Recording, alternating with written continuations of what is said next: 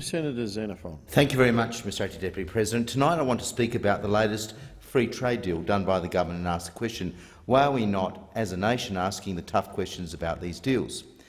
In the past decade, Australia has signed more than 10 FTAs. In the past 2 years, the current government has signed deals with Japan, South Korea and now China, with CHAFTA. CHAFTA was passed by the Senate last night and is expected to come into force before the end of the year. As most people acknowledge, these deals create winners and losers, and often they are only as good as the negotiators you have in your corner and the political will of the government involved. But the question we should be asking, is this deal better for the nation as a whole? After more than 10 years, the evidence is mounting that Australia is not winning in its strategy of pursuing bilateral trade agreements, that the national interest is not always being served. Figures from the Australian Bureau of Statistics show that Australia actually loses ground with partner countries once these deals are done. A detailed analysis reveals that the pattern is clear. Two-way trade becomes more volatile and increases in imports from partner countries outstrip exports from Australia. For example, our agreement with Thailand was signed in 2005 when imports from that country were roughly $5 billion. As of June 2013, imports had grown to $15 billion. In comparison, in that time, exports from Australia to Thailand grew from about $3 billion to only $6 billion. How does this happen? It happens because we put too much faith in trade deals and are too often taken for mugs. For example, shortly after the Thailand deal was signed, that country implemented a non-tariff trade barrier that made the price of an Australian-made Ford Territory in Thailand well over $100,000. The example that has been given is a $57,000 Ford Territory costs well over $100,000, and that was before the exchange rate deteriorated, so now the price differential would be even greater. It's a similar story for other partner countries. The Singapore deal was signed in 2003, and between then and 2013, imports from Singapore to Australia rose from $7 billion to $19 billion, outstripping exports from Australia that rose from $4 billion to $10 billion. The Chile deal was signed from 2009, has seen imports from Chile go up from $900 million to $1.5 billion, while exports from Australia to Chile have remained stagnant at $500 million. Adding to this evidence this year were findings by ANU, Australian National University trade expert Shiro Armstrong, the co-director of the Australian-Japan Research Centre at the Crawford School of Public Policy. In an in-depth study of 10 years of the biggest of our trade deals, the US-Australia Free Trade Agreement, Dr Armstrong concluded that the agreement didn't increase trade between Australia and the US and actually reduced trade with the rest of the world by $53 billion through what's known as trade diversion. And I quote from Dr Armstrong, "Deals that are struck in haste for primarily political reasons carry risk of substantial economic damage."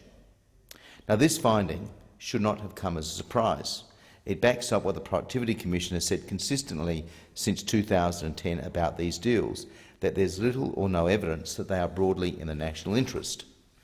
The Productivity Commission reiterated its concerns that bilateral trade deals distort trade flows, diverting trade away from cheaper sources and towards the partner country, and makes trade with partner countries more complicated, expensive and onerous. The Productivity Commission also criticised the secrecy of FTA negotiations and called for, quote, rigorous assessments of FTAs before they are signed by governments. On the 24th of June 2015, the Productivity Commission released its Trade and Assistance Review 2013-14, which stated, and I quote, "The emerging and growing potential for trade preferences to impose net costs on the community presents a compelling case for the final text of an agreement to be rigorously analysed before signing." As evidence at a July 2015 hearing of the Treaties Committee by a DFAT official revealed, that's Department of Foreign Affairs and Trade, the government carries out no follow-up analysis to check our trade performance against the glowing predictions made beforehand. Taken all together, it's clear that bilateral preferential trade deals are not broadly in the national interest. That we keep on signing them reminds me of a definition of insanity said to be attributed to Albert Einstein, who is reported to have said that the definition of insanity is repeating the same thing over and over again and expecting to get a different outcome. Because this government's devotion to signing two-way trade pacts is bordering on madness. It comes from an almost fundamentalist devotion to a literalist interpretation of free trade. And when you have the Productivity Commission not known for protectionist credentials, expressing serious concerns, then we should listen to the Productivity Commission. We have become known in the halls of international trade as a free trade Taliban. It's an insult delivered while our backs are turned by countries that see us for mugs. Because time and time again, we enter these free trade negotiations and again we stand on the high moral ground and trade away our sovereign rights to act in our own national interest. In the face of this mounting evidence, the government has steamed ahead and signed 3 more FTAs in the past year. When the China-Australia Free Trade Agreement was announced amid great fanfare here in Canberra back in June, it was hailed as the best deal yet. But it soon emerged that CHAFTA contained measures that for the first time would allow foreign workers to come into Australia to work in a huge range of roles without the need for labour market testing. As a leading legal expert in temporary labour migration, Professor Joanna Howe of the University of Adelaide Law School has pointed out, these labour market testing provisions are, quote, not controversial in other developed countries like Britain, Canada, Ireland and Austria to, quote Dr Howe, ensure that local workers have preferential access to jobs. A standoff between the government and the opposition stretched out for many weeks, ending with a deal that I have to admit strengthened the agreement on several points, but it didn't go far enough.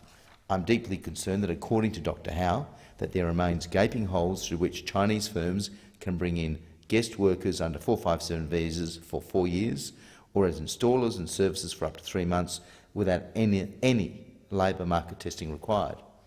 I believe CHAFTA can and should be improved under future governments, but in the long run this is just another chapter in Australia's history of signing free trade deals without due and proper consideration of the national interest. The next chapter will no doubt be the Trans-Pacific Partnership, the TPP, the text for which was released recently for the first time, amazingly only after it was agreed by all the partner countries after 5 years of secret negotiations. Like CHAFTA, it contains an investor-state dispute resolution clause which will give overseas firms the ability to sue Australian governments for setting policies that damage their bottom lines. Intellectual property experts, academics and environmental groups have said that the ISDS clause exposes Australian governments to billion-dollar battles in unaccountable international tribunals. And it's been put to me that if a government introduced poker machine legislation to protect consumers, that an overseas poker machine manufacturer could end up suing that government for doing what clearly was in the public interest. ISDSs are an attack on our sovereignty as a nation, a huge backward step that was never taken by the Howard government. Public health experts have warned that the provisions for innovative biologic medicines are worryingly ambiguous and unclear, paving the way for more pressure from the US to keep affordable medicines off the market for up to 8 years. They say the deal could make some drugs more expensive by making it possible for pharmaceutical giants to delay handing over clinical trial data to generic drug manufacturers. More broadly, though, the TPP cannot be described as a free trade deal at all. As ABC News business editor Ian Verinder explained in an opinion piece on The Drum, the Trans-Pacific Partnership is more about protectionism than trade. Driven by the United States, what measures were devoted to trade overwhelmingly were focused on exactly the opposite, extending monopoly powers of American corporations and maintaining tariffs and quotas for US farmers unable to compete in a free trade world. So, Mr Acting Deputy President, the government should heed the mounting evidence that these deals run counter to the national interest. It should give the Productivity Commission a formal role in conducting openly a cost-benefit analysis of possible FTAs in advance of entering negotiations. It should open negotiations to more transparency and provide a role for the Parliament in amending texts rather than being treated as a rubber stamp. I also disagree with the government's position of using $25 million of taxpayers' funds to spruik the 3 North Asia FTAs, trying to convince the public it was in their interest, and that is why I made a formal complaint to the Auditor-General. These are important issues that need to be debated in the public and national interest. Thank you, Senator Xenophon. Senator Madigan.